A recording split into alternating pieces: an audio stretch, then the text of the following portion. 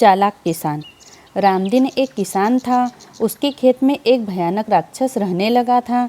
एक दिन वह खेत जोतने गया तो राक्षस उसके सामने आकर खड़ा हो गया और बोला, ए किसान, यह खेत मेरा है, इसे क्यों जोत रहे हो? मेरा घर नष्ट हो जाएगा।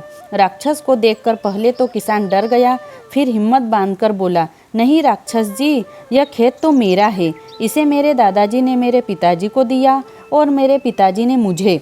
राक्षस बोला, तू यहाँ से जा रहा है या मैं छोड़ कर आऊँ? किसान समझ गया कि इससे झगड़ा करने से बात नहीं बनेगी, किसी युक्ति से ही काम लेना होगा। फिर किसान ने कहा, राक्षस जी, मैं इस खेत में जो भी फसल बोऊंगा उसका आधा भाग तुम ले लेना और आधा मैं लूँगा। तुम्हें तो बिना परिश्रम के आधी फसल मिल जाएगी।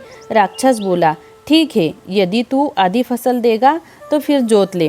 किसान ने कहा, देखो राक्षस जी, पहले फसल की शर्त तय कर लो तो अच्छा रहेगा। राक्षस ने कहा, ठीक है, तू जो भी फसल उगाएगा उसका ऊपर का भाग मैं लूँगा और नीचे का तू। किसान राक्षस की बात पर सहमत हो गया। उसने खेत में आलू गाड़ दिए। जब आलू तैयार हो गए, राक्षस ने आलू की बेल काट ली और अपने घर में जमा कर ली। किसान ने आलू खोदकर ढेर लगाया और अपने घर ले आया।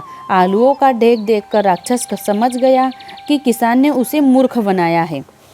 दूसरे दिन जब किसान खेत पर गया तो राक्षस बोला, ए किसान, आपकी बार तू जो भी फसल बोएगा उसके नीचे का भाग मैं लूँगा और ऊपर का तू। किसान उसकी बात से सहमत हो गया और खेत में गेहूँ बो दिए। जब फसल पक गई तब किसान गेहूं की फसल का ऊपरी भाग काटकर अपने घर ले आया। राक्षस के हिस्से में फसल की जड़ें रह गई।